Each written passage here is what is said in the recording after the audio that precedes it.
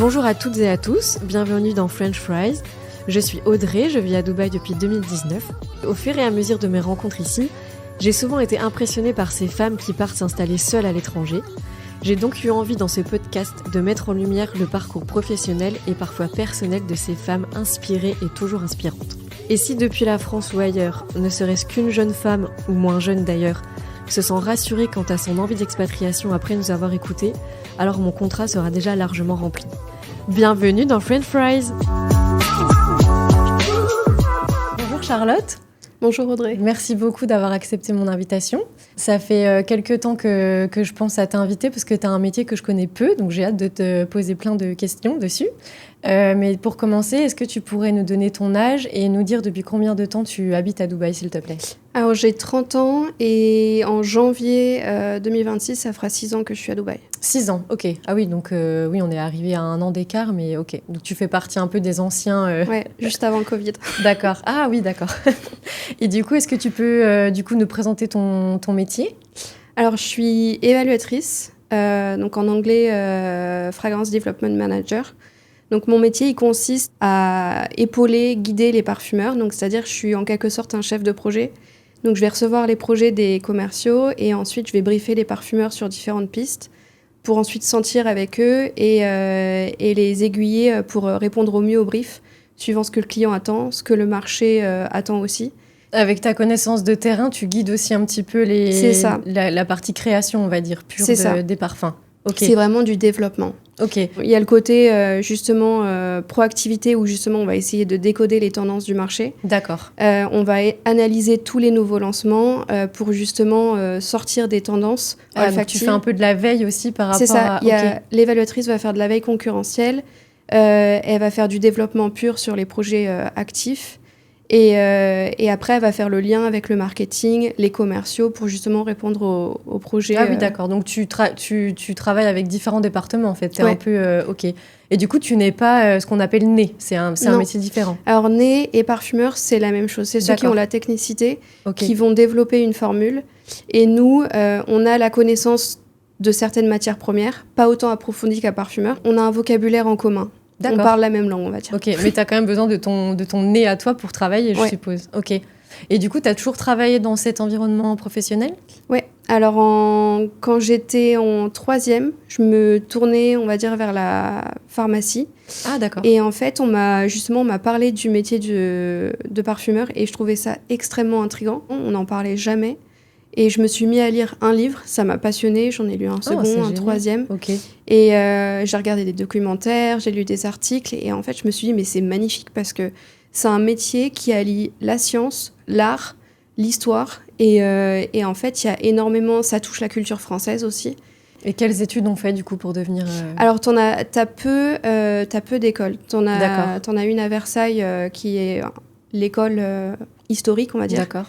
T'as un cursus à Grasse et t'as un cursus à Paris. Et du coup, moi, je me suis tournée vers le cursus à Paris parce que c'est une école en 5 ans, post-bac, où du coup, je me suis dit, contrairement aux autres cursus, on est baigné dans le parfum dès le début. Okay. Et on commence à sentir dès la première année.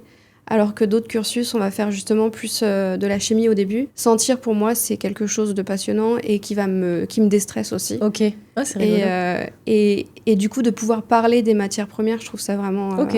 Et du coup, t'es originaire de quelle ville à la base ? Chartres. Pas très loin de Paris. Oui, donc du coup, ça te faisait pas trop loin. Non. Ok, donc t'as fait ça direct après le bac, tu savais ce que tu voulais faire et t'as enchaîné tes 5 ans. Ok, et après, du coup, est-ce que partir à l'étranger, c'était quelque chose qui faisait partie de tes projets ou est-ce que c'est venu un peu plus tard ? Alors, l'école nous pousse à partir à l'étranger. Ah, ok. Et pendant les études ou okay. pour des stages. Moi, j'étais assez timide. Enfin, je suis toujours timide, mais je l'étais plus à l'époque. Et du coup, je me suis dit, bon, allez, Charlotte, vas-y. Et je visais toutes les régions, surtout l'Amérique du Sud et les États-Unis. Par rapport aux fragrances, je sais même pas, fragrances, pardon, que tu pouvais trouver là-bas. Enfin, c'était un intérêt par rapport aux senteurs que tu cherchais ou pas forcément ? Plus dans la culture. Ça m'intriguait de voir la culture parfum justement en Amérique du Sud et aux États-Unis. Et j'avais pas forcément envie de rentrer directement dans des grosses sociétés parce que donc là où je travaille, c'est une société française, une société de composition où justement on développe du parfum donc de l'huile qui peut être pour tout support parfumé. Ça peut être des lessives, ça peut être des gels douche, ça peut être des donc c'est pas que des le eaux de toilette. parfum au sens... c'est le parfum au sens large. D'accord. Et du coup, donc en société de composition, c'est vraiment le développement dans l'état pur, où il y a vraiment tous les métiers de l'industrie, c'est-à-dire le marketing, les commerciaux. Et du coup, là, je voulais passer vers une voie annexe, on va dire, où justement, plus comprendre le parfum dans le biais artistique. Et du coup, j'ai eu une expérience de 3 mois à Los Angeles, à l'Institut de l'art et de l'olfaction. Ah, donc c'était pile dans ce que tu recherchais. Ouais, voilà. Et du coup, c'était plus le parfum et l'art. Donc, c'est-à-dire que c'est une société qui accueille des artistes pour justement développer leur art. Ça peut être de la sculpture, ça peut être de la poésie. En tout genre, c'est ce que j'allais te demander, d'accord. Et comment ils peuvent lier le parfum justement avec leur art. Ah, mais c'est super. Et à côté de ça, ils font plein de petits cours d'olfaction. D'accord. Et du coup, donc, j'ai découvert la vie à l'étranger, on va dire. J'ai adoré mon passage en Californie et là, ça m'a donné envie de partir davantage. Et après, j'ai fait mon stage de fin d'études à Singapour. Et Singapour, pareil, c'était un choix par rapport à la structure Alors, je m'étais jamais posé la question de l'Asie. Mais quand l'opportunité s'est présentée, je me suis dit, pourquoi refuser ? Enfin, c'est seulement 6 mois. D'accord. Et en fait, j'ai adoré travailler sur le marché asiatique. Ah, ok. Et tu as découvert des choses que tu connaissais pas encore ou j'ai découvert l'Asie au sens large. Oui, c'est bien comme découverte. J'ai découvert donc différentes cultures, le pays de Singapour en lui-même, comment répondre à un brief, par exemple, pour l'Indonésie ou la Malaisie, qui va être complètement différent du marché, par exemple, des Philippines. Après, on m'a proposé justement de continuer à Shanghai, mais malheureusement, j'ai pas eu le visa. Ah mince, mais t'aurais été prête à partir J'étais prête à partir à Shanghai, ouais. Ok. Et après, on m'a reproposé Singapour, et très étrange, j'ai pas eu le visa non plus, et du coup, on m'a proposé Dubaï. Donc, j'étais un petit peu triste de quitter l'Asie, on va dire. Bah oui, surtout si t'avais eu un coup de cœur et que c'est un problème administratif, je peux comprendre que ça soit un peu... Ok. Quand tu dis on m'a proposé Dubaï, c'était pour un poste ou c'était encore un stage ? C'était pour un poste, non. Parce que là, t'avais eu ton diplôme entre-temps. Ouais. D'accord. J'avais un peu peur parce que j'avais justement l'image du Moyen-Orient où c'était que du oud. Et pareil, je me suis dit, en fait, c'est une opportunité, pourquoi refuser ? Ok, oui, t'avais peur que le marché soit plus limité par rapport à... Voilà, exactement. Ok, c'est rigolo. Et en fait, je suis très contente d'avoir eu cette opportunité parce que j'ai découvert justement un marché qui est extrêmement créatif, où pour moi, il y a beaucoup d'enjeux au Moyen-Orient. Ah, ok. Dans le sens où c'est un marché suiveur, on va dire. Ils suivent les tendances. D'accord. Mais ils sont très ouverts à la nouveauté. Et du coup, il faut savoir être proactif et leader sur certaines choses. Ok. Et du coup, c'est là où c'est vraiment challengeant et intriguant, motivant, on va dire. Ouais, c'est super intéressant. La société qui t'a proposé le poste à Dubaï, c'était quelqu'un pour qui t'avais déjà travaillé ou c'est toi qui as fait des recherches ? Alors, quand je suis arrivée à Dubaï, c'était pour la même société avec laquelle j'avais travaillé à Singapour. Ah, ok. Donc, t'as pas eu besoin de passer par la case de recherche de boulot Non. Ok. Donc, d'accord, donc ton arrivée à Dubaï, c'était motivé par le fait que tu avais déjà un poste et que tu as vu ça comme un challenge. D'accord. Que j'ai saisi. Ok, et ça t'a plu tout de suite ou tu as eu besoin d'un petit peu de temps Alors, je pense Dubaï, ça... Je connais peu de gens qui se sont dit « Ah cool, Dubaï, j'adore. » J'étais pas mal à mon arrivée, pas du tout. Ok. J'ai pas aimé de suite. Ok. J'étais vraiment chaque jour dans l'attente où il m'a bien fallu 6 mois et je pense que c'était plus... dans le sens où il a fallu que je me crée mon groupe, mon groupe d'amis, mes habitudes. Mais au bout de 6 mois, j'étais bien à Dubaï. Ouais. Ok. Et est-ce que tu as ressenti ça aussi dans ta vie professionnelle ? Est-ce que tu as senti aussi que tu avais besoin d'un petit temps d'adaptation ? Ou c'était pas forcément pareil que dans ta vie perso ? Pas forcément. D'accord. Après, j'étais... En 6 ans, on mûrit, on grandit. On apprend plein de choses sur la vie et du coup, je travaille pas de la même manière maintenant que quand je suis arrivée à Dubaï. Ok. Et je pense que c'est par rapport aux personnes qu'on rencontre, par rapport aux différents projets sur lesquels on peut travailler. Pareil, on s'affirme aussi. Donc les gros marchés au Moyen-Orient, ça va être la Saoudie, les Émirats et le Koweït. Ah, le Koweït aussi, d'accord. Ouais, c'est vraiment un pays émergent en termes de parfum. Okay. Avant, c'était vraiment Émirats, Saoudi. Et Et du coup, je comprends davantage la culture, on va dire, les coutumes, les goûts, parce que d'un pays à l'autre, ça varie. Ah, c'est intéressant. Et c'est un marché qui évolue très, très Et rapidement. puis j'ai l'impression que dans la région, le parfum, c'est quand même quelque chose d'assez important. C'est un marché qui évolue très rapidement, parce qu'ils sont justement ouverts, et c'est là où il faut être vraiment leader, il faut savoir proposer les bonnes choses au bon moment. Au bon moment, ok. Par exemple, là, on voit depuis, je dirais, 1 an à peut-être 2 ans, que les Émirats, ils se tournent de plus en plus sur le marché américain. Ah, ok. Ils sont de plus en plus ouverts aux fragrances justement gourmandes, alors que la Saoudie n'accepte pas les notes gourmandes de la même manière. Ah oui, donc même d'un pays à l'autre, il y a vraiment des Ouais. des grosses différences. Ah oui, c'est super intéressant. Et du coup, le poste que tu as actuellement, c'est toujours dans la même société ou tu as changé? Non, j'ai changé. D'accord. J'ai changé. Au bout de combien de temps? Là, quand je suis arrivée à Dubaï, je suis restée 1 an, un peu plus d'1 an, 1 an et 3 mois dans la Ok. société. D'accord. Et avec le Covid, il y a eu pas mal de changements. Oui, bah, je suppose que le Covid a beaucoup impacté ton Ouais. corps de métier. Ouais, ça a beaucoup ralenti le marché. Et du coup, j'ai travaillé pour une société anglaise. Je suis restée 2 ans. Et ensuite, la société pour laquelle je travaille maintenant m'a contactée. Et je me suis dit, bon, bah, allez, on y va. Encore Parce un qu'il y nouveau avait challenge. vraiment un peps qui m'intéressait dans cette société. D'accord. Enfin, Donc c'était plus par une rapport au dynamique projet intéressante. professionnel. Ouais, Ok. ouais. D'accord. Et du coup, là, ça fait combien de temps que tu es dans ta nouvelle société? Ça fait 2 ans et demi. D'accord. Et ça te plaît toujours Oui, beaucoup. Non, c'est chouette. Ouais. Oui, c'est vrai que tu as l'air quand même passionné par ce que tu fais. Non, mais c'est toujours intéressant de rencontrer des gens qui sont passionnés par leur métier parce qu'au final, je trouve que c'est pas si courant, tu vois, de rencontrer des gens qui te disent j'aime à fond ce que je fais. Bon, évidemment, je suppose que tout n'est pas parfait tous les jours, mais c'est quand même assez inspirant, je trouve, de rencontrer des gens qui sont alignés avec ce qu'ils veulent faire et c'est Ouais. toujours chouette.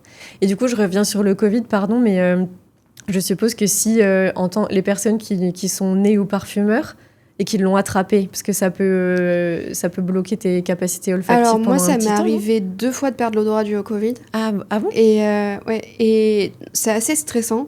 Bah oui, parce que tu peux pas travailler sans, je suppose. Non, Et j'ai des tâches parallèles que je peux faire quand tu sens rien. quand je peux pas sentir. Et parce que par exemple, ça arrive d'avoir un rhume et d'avoir le nez bouché. Oui, bien sûr. Mais oui, mais tu sais qu'au bout d'aller 2-3 jours, Mais ça c'est peut, réglé, voilà, quoi. ça peut être inquiétant quand ça dure plusieurs Ah plusieurs ouais, je jours. me doute. Et du coup, toi, ça a duré longtemps? Ça a duré 1 semaine, je dirais. Ok. Et en fait, je me suis rendu compte que j'avais perdu l'odorat en prenant ma douche. Parce que justement, Tu mon sentais gel pas douche, ton gel douche? je n'avais plus d'odeur. Là, tu t'es dit, comment je vais faire? Et du coup, c'est marrant parce que certaines notes reviennent plus rapidement que d'autres. Moi, c'était les ambres. J'avais vraiment du mal à sentir les notes ambrées pendant très longtemps.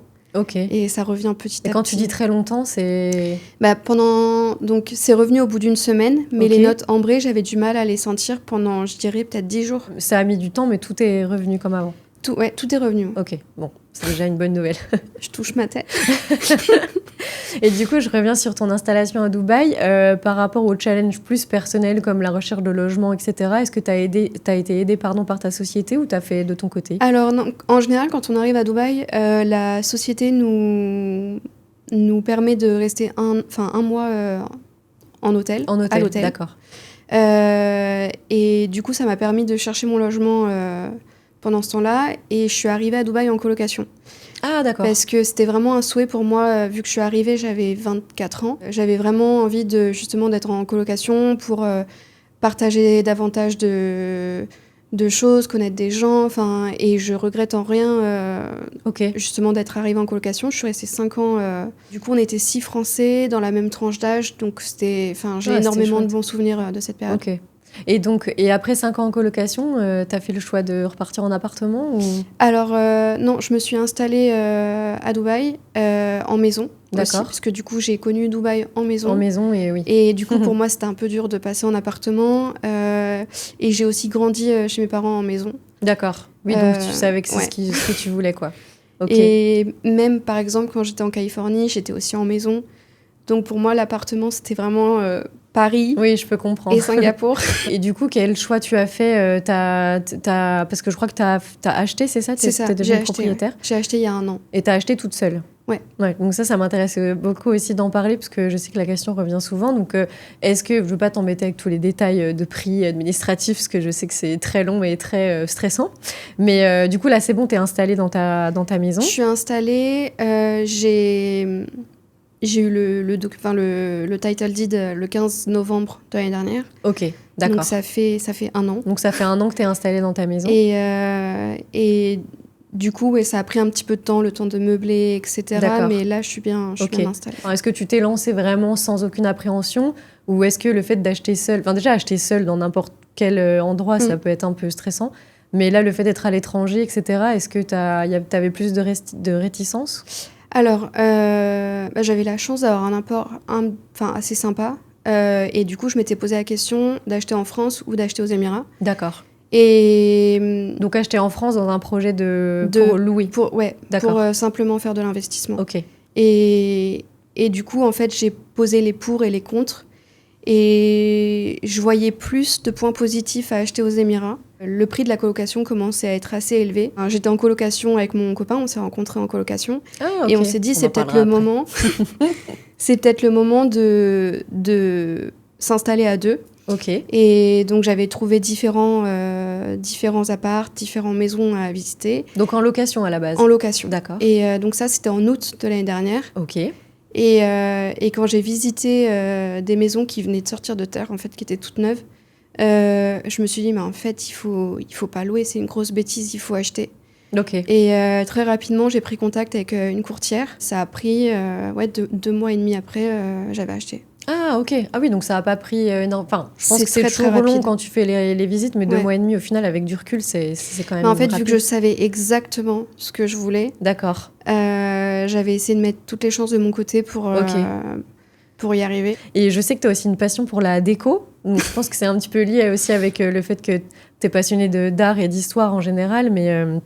Du coup, je voulais juste te demander par rapport à ça, parce que l'idée qu'on a des décos à Dubaï, c'est souvent des trucs assez clinquants, dorés, etc. Mais je sais que chez toi, c'est pas du tout comme ça. Donc, est-ce que tu arrives aux Émirats à trouver un peu des décorateurs qui sortent un peu du lot et que tu aimes bien, ou est-ce que tu te réfères souvent à des références européennes que tu connaissais avant d'arriver ? Alors, c'est vrai que ça, c'est un aspect qui me manque énormément. D'accord. Parce qu'en France, j'adorais chiner, faire des brocantes. Okay. Aller dans plein de boutiques de déco qui ont un style assez français, sympa, je sais pas comment on pourrait dire. Mais du coup, il n'y a pas tout ce côté à Dubaï. D'accord. Et en effet, la déco va être assez dorée, clinquante, beaucoup de marbre. Et j'avais pas du tout envie d'avoir cette déco chez moi. Ok, donc du coup, comment t'as fait ? Est-ce que t'as quand même trouvé certains décorateurs que t'aimais bien, ou est-ce que c'est toi qui as fait des recherches ? Alors, j'ai cherché mes meubles. J'ai pris énormément de temps à chercher mes meubles. D'accord. Et il y a beaucoup de meubles que j'ai fait sur mesure. C'est-à-dire que ma table à manger, par exemple, j'ai vu une marque italienne que je trouvais très très sympa. Qui n'est pas vendue à Dubaï. Qui n'est pas vendue à Dubaï. Et du coup, j'ai fait en sorte de pouvoir la reproduire. Et là, je refais une buanderie et je me suis plus tournée justement sur une architecte française pour qu'on ait le même langage, entre guillemets. Oui, je comprends. Du coup, je me permets de revenir sur le fait que donc du coup, maintenant, tu vis en couple dans la maison, mais c'est un achat que tu as fait seul, mais vous vous êtes installés tous les deux, c'est bien ça ? Exactement. Ok. Il a aussi été dans la coloc pendant 5 ans en même temps que toi, ou il est arrivé plus tard ? Non, il est arrivé après. Alors lui, ça fait 4 ans qu'il est à Dubaï. 4 ans, ok. Donc il est arrivé après, il est resté du coup 3 ans en coloc. Ok. Ah oui, donc vous avez quand même passé plusieurs années en coloc ensemble ? Ouais. D'accord. Et vous étiez, si c'est trop indiscret, tu me dis pas, mais vous êtes, ça a été le coup de foudre dès le début. Vous avez passé 3 ans en couple en coloc, ou ça s'est fait petit à petit ? Non, ça s'est fait petit à petit. D'accord. Après, il y a l'avantage où quand on est en colocation que justement, on va à des soirées ensemble, on a le même groupe d'amis. Ok. Oui, je comprends. Et en fait, c'est là où j'ai extrêmement de bons souvenirs parce que du coup, on est H24 avec justement un groupe de personnes où on va régulièrement regarder des films ensemble. On rentre le soir, on peut discuter de tout. Et du coup, c'était vraiment top, ce côté-là de la colocation. Et du coup, quand vous êtes mis en couple, vous avez quand même réussi à trouver un peu votre intimité, d'avoir des moments à deux, ou du coup, vous sortiez, Non, on arrivait à avoir des moments à deux tout en respectant l'environnement de la colocation. Oh, mais c'est chouette d'avoir un bon équilibre. Et ce qui était bien aussi, on avait aussi notre espace. Oui, bien sûr. C'est-à-dire qu'on avait, chacun avait sa chambre, chacun avait sa salle de bain. Du coup, est-ce qu'il y a vraiment une grosse différence entre quand vous étiez en coloc? Enfin, je suppose qu'il y a des différences forcément, mais il n'y a pas eu de challenge particulier, ça s'est bien passé? Alors, au début, c'était pas facile, pour être Ah ouais? honnête. Ah, c'est rigolo. Quand je dis c'était pas facile, c'était plus de passer, en fait, d'une coloc où on avait chacun notre environnement à vraiment... Ah oui, On vit partager ensemble. exactement le même environnement. Ah oui, je comprends. On a chacun nos habitudes et du coup, de vivre ensemble, Oui, non, c'est pas il faut facile. s'adapter au final, Oui, bien même si sûr. on passe d'une colocation à la vie à deux. Ok, mais parce que je crois savoir que vous avez quand même fait des voyages tous les deux avant de... Ouais, on a parce beaucoup que je trouve voyagé que ensemble. voyager avec une personne, que ce soit un ami ou en couple, tu découvres aussi beaucoup des habitudes Ouais. de la personne et quand t'es pas dans ton environnement, donc je pense que ça a peut-être pu vous aider aussi. On s'est surtout rencontrés en Inde. Ah, ok. Parce qu'en fait, il était arrivé à la coloc. Et du coup, sur un coup de tête, il y avait des jours fériés. Et quand on a des jours fériés, on n'a pas forcément envie de rester à Dubaï. On a un peu envie de s'échapper Oui. pour sortir un peu de notre bulle, on va dire. Et du coup, il m'avait proposé un voyage en tant que coloc ami en Inde. On s'est surtout rencontrés pendant ce voyage. Non, On a c'est beaucoup chouette. rigolé. Et là, ouais, tu t'es c'était très dit... sympa. Et quand vous êtes revenu d'Inde, t'as senti qu'il y avait quelque chose qui avait changé et... Ouais, il y avait. Ouais, c'est mignon. Je me suis dit, en fait, il y a vraiment quelque chose de très intéressant. Oh, c'est chouette. Et ça, c'était il y a combien de temps? C'était il y a 3 ans. Ok. Ah oui, donc il y a quand même eu encore pas mal de temps en coloc après ce Ouais. premier voyage. En Ouais, Inde. 3 ans, 3 ans et demi. Ok, donc là, vous êtes installés dans la maison. Ouais. Et pour revenir à l'installation, est-ce que si tu avais juste un ou deux challenges qui ont été vraiment plus compliqués que les autres dans le processus d'achat, ce serait quoi? Alors, il y en a plusieurs, je dirais. Il y a le côté financier, dans le sens où est-ce que je fais pas une erreur d'acheter à Dubaï? D'accord. Est-ce que je fais bien d'acheter ce bien? Ok. Parce que faut toujours faire attention à Dubaï où ils construisent très vite que Dubaï devient de plus en plus grand. Oui, bien sûr. Et du coup, j'avais peur de faire une erreur Oui, je comprends. en achetant à Dubaï et en achetant ce type de bien. Ça m'a coûté quelques insomnies. Et une fois qu'on prend la décision, que la courtière met en place Oui, parce que c'est ce que j'allais te demander, pardon. Le fait d'être accompagné par une courtière, ça t'a quand même rassuré dans ton projet? Oui. Ou est-ce que... Oui, parce que ça a été quand même un support rassurant. Elle n'était pas juste là pour te dire les chiffres et... En fait, j'avais peur de faire des erreurs. J'avais peur d'aller vers les banques. Et du coup, en fait, elle, c'était simple. Elle me proposait, voilà, on peut faire une demande d'emprunt chez telle banque et telle banque. Ah oui, du coup, ça te rassurait quand même beaucoup Du par coup, rapport ça au me process. rassurait. Je pouvais lui poser des questions. Si Ouais, c'est j'avais chouette. des questions sur les différents papiers, je pouvais lui demander aussi. C'est une courtière française? C'est une courtière francophone. D'accord. Donc oui, ouais, elle comprend peut-être certaines angoisses qu'on a, nous, dans notre culture européenne, on va dire. J'avais plein de questions, même en termes d'assurance, ou alors si jamais du jour au lendemain je souhaite revendre et du coup arrêter mon emprunt. De toute façon, un achat, c'est angoissant. Enfin, je veux dire, je sais que j'ai des amis qui s'y connaissent beaucoup, ils vont dire non, mais pas du tout.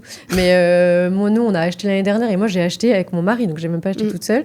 Et on a acheté dans de l'ancien. Donc, tu pourrais dire, c'est un quartier, tu as les chiffres des années d'avant, donc tu as un peu moins peur parce que tu as un petit peu le recul. Mais en fait, tu te poses les mêmes questions. Tu dis, si nous, on veut louer l'année prochaine et qu'en fait, c'est un quartier qui est plus du tout trendy ou quoi que ce soit. Donc, au final, je pense qu'on a un peu tous les mêmes questions. Mais je peux comprendre évidemment le côté que tu achètes dans le neuf et que tu n'as pas de recul sur personne à habiter dans la maison. Donc, tu peux pas savoir s'il y a des malfaçons, des choses comme ça. Oui, je peux comprendre un peu les insomnies. Et du coup, oui, donc la courtière a été quand même un support par rapport à la faisabilité de ton projet, on va dire. Et je sais que, par exemple, si j'avais des questions encore aujourd'hui, je pourrais l'appeler sans problème. Ouais, c'est chouette. Le deuxième point un petit peu stressant, c'est quand on arrive, quand on peut enfin emménager. C'est là où on découvre un petit peu les petits vices. Parce que la maison, tu l'avais visitée combien de fois avant d'emménager? Juste une fois ou tu étais retournée? Non, j'y suis allée. En fait, j'y suis allée plusieurs fois. J'y suis allée le matin pour me rendre compte parce que à Dubaï, il y a énormément de trafic. Oui, bien sûr. Et du coup, j'avais peur aussi du bruit. C'est loin de ton lieu de travail ou Alors en soi, c'est pas loin. D'accord. Mais... Ah, c'est plus le bruit qui te faisait peur. Non, En fait, j'y suis allée pour voir la luminosité le matin, le soir. le bruit, parce qu'il y a une route à côté et il y a de plus en plus de trafic à Dubaï, donc j'avais peur que ça d'avoir soit la dérangeant, sensation quoi. d'être à côté d'une autoroute. Ouais, bien sûr. Le côté un petit peu paniquant quand on arrive, c'est là où on découvre justement des fissures dans le mur. Il y avait beaucoup de choses que tu as découvert en des carreaux de arrivant. carrelage qui sonnent creux. Ah mince. Et en fait, au début, c'est beaucoup de stress et on se rend compte petit à petit que à Dubaï, ils construisent très vite. Et aussi la question climatique à Dubaï, où il fait très chaud, beaucoup d'humidité l'été. Et du coup, les matériaux bougent. Bien sûr. Donc, donc, il y a ce côté donc, où tu peux pas trop y échapper, quoi. Il faut laisser couler, on va dire. Mais parce que du coup, est-ce que tu dirais avec un peu de recul que c'était des détails qui t'ont chagriné, ou il y avait quand même vraiment des choses que tu as dû faire reprendre? C'était des détails, et moi je suis très méticuleuse, je regarde le moindre détail. Et du coup, ça me rendait un petit peu malade de voir qu'il y avait des choses qui n'allaient pas. En fait, tu passais le stress de te décider, je vais acheter, le stress de te dire est-ce que c'est au bon endroit, le bon quartier, la bonne maison, et que en plus quand tu arrives, tu es censé être un peu soulagée, tu te dis c'est bon, j'ai ma maison, mais que tu découvres des petits trucs. Je peux comprendre que oui, ça fait beaucoup sur le moment. Après, avec un peu de temps, oui, peut-être que ça aide à te dire bon, c'était pas si grave, etc. Mais quand c'était ton premier achat, du coup, quand c'est ton premier achat et qu'en plus c'est chez toi. Puis en plus, comme on disait, on n'est pas dans notre pays d'origine, donc on connaît peut-être un petit peu moins. Après, je suppose que quand tu achètes en France et qu'il y a des malfaçons, c'est peut-être pas hyper joie non plus. Mais je pense que ça peut ajouter dans le fait que tu connais peut-être un peu moins les process et tu sais peut-être un peu moins vers qui te tourner pour savoir un peu comment faire. C'est ça, il y avait le côté aussi stressant où il faut se faire un carnet d'adresses au début. Ouais, c'est ça. Pour savoir qui contacter quand il faut faire l'entretien de la clim. Ouais, et est-ce que tu trouves qu'être une femme, pour ce genre de questions, c'est plus challenging qu'être un homme ou pas? Est-ce que tu vois une différence? Oui. J'ai jamais eu de problème en tant que femme au Moyen-Orient. Je trouve que les femmes sont extrêmement respectées. Moi, j'ai jamais eu de soucis. Et on va jamais me faire un commentaire justement sur ma tenue vestimentaire ou quoi. Contrairement à l'Europe, pour le coup. La femme, à Dubaï ou du moins aux Émirats, pour moi, la femme doit être très ferme. Ah, d'accord. Très ferme. Et justement, sur mes 6 ans à Dubaï, j'ai beaucoup évolué là-dessus. Où en fait, j'ai appris à dire non. D'accord. J'ai appris à dire les choses. Et du coup, quand il y a quelque chose qui me plaît pas, je vais le dire. Quand je suis contre, je vais le dire. Et ça t'a aidé quand t'es arrivée dans la maison et que t'avais des choses à faire réparer? Parce que c'est pas... En fait, là où il y a une différence par rapport à l'Europe, c'est que c'est pas les mêmes standards. Moi, je vais être pushy sur certaines choses et eux ne vont pas le comprendre. Ah oui, et c'est là où il faut savoir être ferme. Ok. Ça peut être un petit peu fatigant des fois, mais du coup, il faut absolument checker. Si tu veux un certain type de finition, que ça soit bien terminé, machin, c'est un peu à toi d'être un peu en... Ok, je vois ce que tu veux dire. Ouais. Mais une fois qu'on a son carnet d'adresse, ça roule tout seul, entre guillemets. Ok. Et du coup, quels seraient tes projets? Est-ce que tu te vois rester encore quelques années aux Émirats? Est-ce que tu aurais des envies d'expatriation ailleurs? Alors, je pense que j'ai encore beaucoup de choses à apprendre professionnellement aux Émirats. Ok. Parce que c'est un marché qui est tellement complexe, tellement intéressant, qui évolue très vite. Et du coup, je pense que j'ai encore beaucoup de choses à apprendre professionnellement. Tu travailles que avec les... Non, donc tu travailles avec les Émirats, l'Arabie Saoudite et le Koweït, c'est ça? Parce que je l'ai peut-être mal expliqué au début, mais c'est les marques qui nous contactent pour développer un parfum. D'accord. C'est des marques qui, du coup, n'ont pas leur propre parfumeur. Si, par exemple, tu développes une marque de parfum demain, je t'appelle. Voilà, tu m'appelles, tu m'envoies un brief. Et du coup, donc, c'est des marques saoudiennes, émiraties et koweïti, et même du Qatar ou Oman, hein, parce que quand je disais les 3 marques, c'était les 3 marques principales. Les marchés, 3 zones principales, voilà. Mais ça peut être. Mais il y a des demandes étendu dans tout le Moyen-Orient. Ok. Parce que du coup, nous, en étant basés à Dubaï, on travaille aussi pour l'Afrique, on travaille aussi pour l'Inde. D'accord. Pour l'Iran, on couvre une grosse zone. Ah oui, donc maintenant, tu as une expertise de terrain qui est quand même très, très variée entre ce que tu as appris pendant tes études, quand tu es allé un peu en Asie, et maintenant avec le Moyen-Orient. Et j'y connais vraiment rien du tout, ma question va être un peu bête, mais ce serait quoi la plus grosse différence avec le marché, on va dire, européen ou même français? Français, c'est peut-être un peu trop spécifique, mais... Alors, ça serait vraiment compliqué de répondre à cette question, mais pour moi, le marché européen vont développer des jus qui sont très signés, qui ont vraiment une signature. Des jus, c'est-à-dire des jus, un parfum. D'accord. Et du coup, par exemple, je cite des best-sellers, mais le Bleu de Chanel, le Aventus de Creed, Okay. tout ça, c'est des parfums, même le 1 Million. Enfin, c'est des jus qui sont extrêmement signés, D'accord. qui ont un profil olfactif marqué. Et Si tu croises quelqu'un dans un restaurant qui a un de ces 3 parfums, tu sais dire quel parfum porte la personne? je suis censée reconnaître, oui. Ah ouais? Mais tous les parfums ou les plus connus? Non, les plus connus. Et c'est hyper après, justement, ma J'aurais dû mettre connaissance... du parfum, t'aurais dû me dire, j'en ai pas mis ce matin.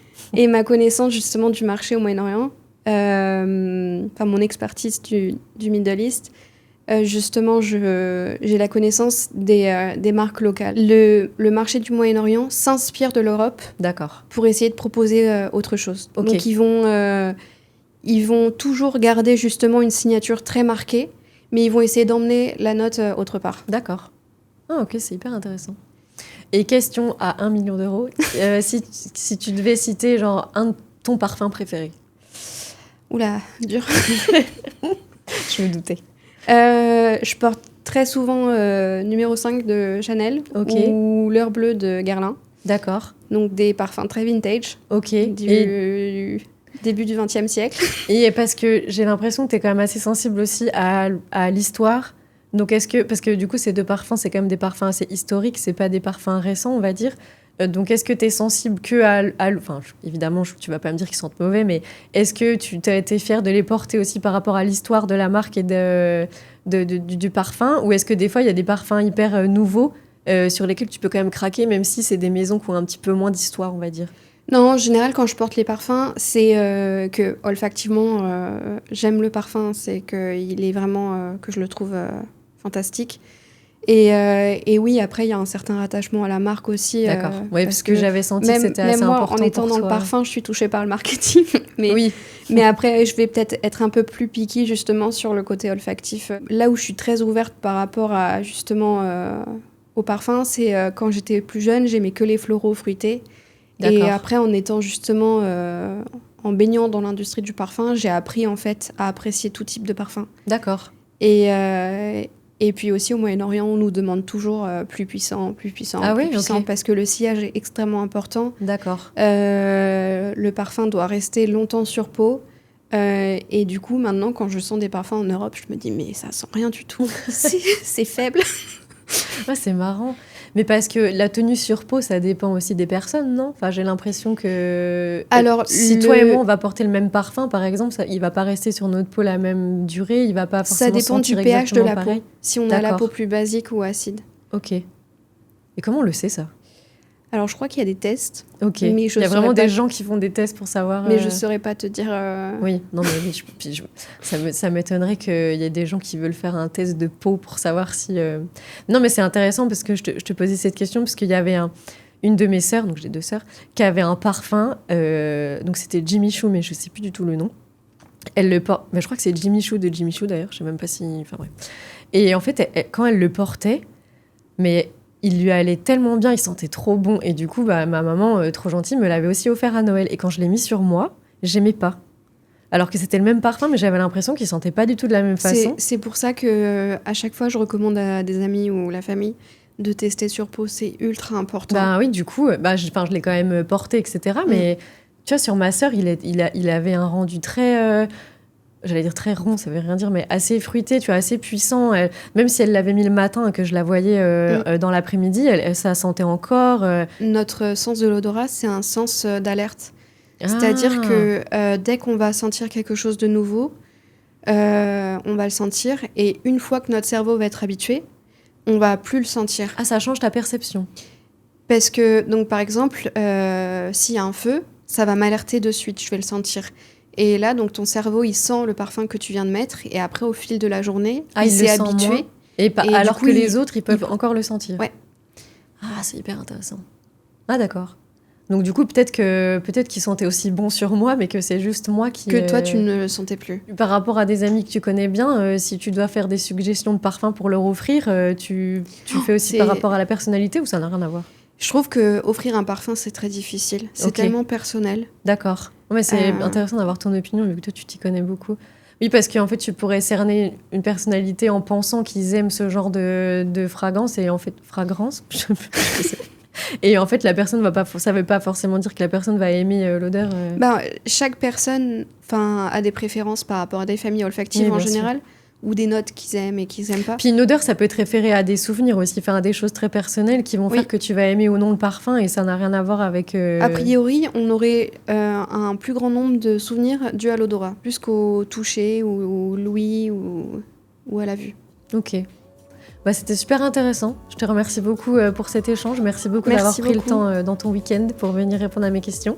Et je te souhaite plein de réussites professionnelles et personnelles pour la suite, que ce soit du coup peut-être aux Émirats pendant encore quelques années ou ailleurs dans le futur. Merci beaucoup.